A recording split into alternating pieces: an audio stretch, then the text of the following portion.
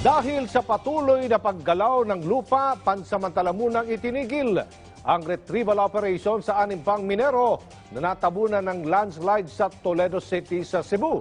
Pero bago pa man maganap ang insidente, matagal na raw inirereklamo ng mga residente ang malalaking bitak ng lupa sa lugar. May ulat si John Arua. Itinigil muna ang search and retrieval operation sa 6 pang minero na nawawala matapos ang pagguho ng lupa sa isang minahan sa Toledo City sa Cebu.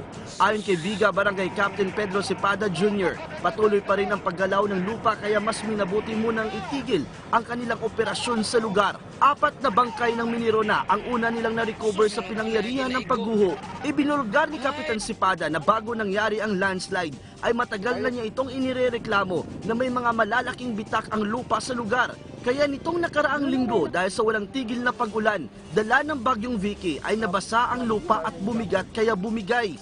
Naghanamot na rin nagsuwap nila sir niya. Nag-rest me itong sobrang papangliki na diha.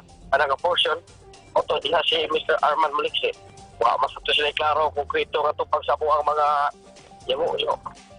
Aminado naman si Mines and Geosciences Bureau Director Armando Malikse na nagkaroon ng bitak-bitak ang lupa ngunit iginiit niyang humina na ang mga material mula sa midsection ng isang bahagi ng haligi sa lugar at hindi ito ang sanhi ng landslide.